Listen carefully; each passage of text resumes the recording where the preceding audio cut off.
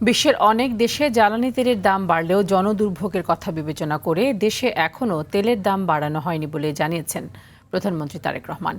বলেন, এই খাতে প্রতিদিন শত শত কোটি টাকা ভর্তুকি দিয়ে হলেও সবকিছু স্বাভাবিক রাখতে চেষ্টা করছে সরকার। জনগণকে বিচলিত না হয়ে সবাইকে মিতব্যয়ী হবার আহ্বান জানান সরকার প্রধান। আরও জানাচ্ছেন সাদিয়া কানিজ।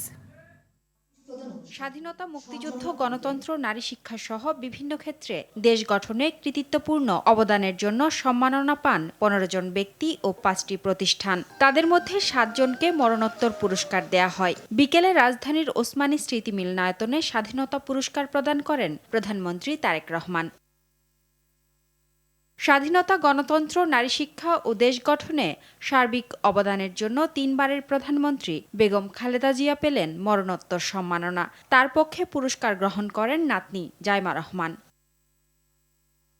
সমাজসেবা ক্যাটাগরিতে উত্তরার মাইলস্টোন স্কুল অ্যান্ড কলেজ ট্র্যাজেডিতে প্রাণ হারানো শিক্ষিকা মাহেরিন চৌধুরী মরণোত্তর পুরস্কারে ভূষিত হন। অনুষ্ঠানে ১৯৭১-এর মুক্তিযোদ্ধা ও ২৪-এর গণঅভ্যুত্থানে প্রাণ হারানো সকল শহীদ ও জাতীয় নেতার প্রতি বিনম্র শ্রদ্ধা জানান প্রধানমন্ত্রী তারেক রহমান। সেই সঙ্গে স্বাধীনতা পুরস্কার পাওয়াদের অভিনন্দন জানান। শিক্ষা ব্যবস্থায় অচলাবস্থার চিত্র তুলে ধরে তাতে শৃঙ্খলা ফেরানোর কথা বলেন প্রধানমন্ত্রী। কথা বলেন জনজীবনের নিরাপত্তা নিশ্চিত করার বিষয়ে। প্রতিটি সেক্টরকে চিহ্নিত করে সরকার কর্ম পরিকল্পনা বাস্তবায়নের কাজ এরই ভিতরে শুরু করেছে। প্রধানমন্ত্রী বলেন, বৈশ্বিক যুদ্ধ পরিস্থিতিতেও জনগণের কথা চিন্তা করে সবকিছু স্বাভাবিক রাখার চেষ্টা করছে সরকার।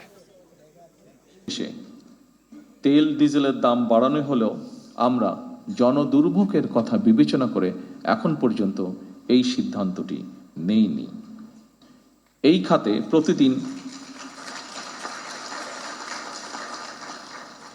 খাতে প্রতিদিন শত শত কোটি টাকা ভর্তুকি দিয়ে হলেও সরকার চেষ্টা করছে আন্তরিকভাবে পরিস্থিতি স্বাভাবিক রাখা। নির্বাচনী ইস্তেহার অনুযায়ী অঙ্গীকার বাস্তবায়নে কাজ শুরু করেছে বলেও জানান সরকার প্রধান।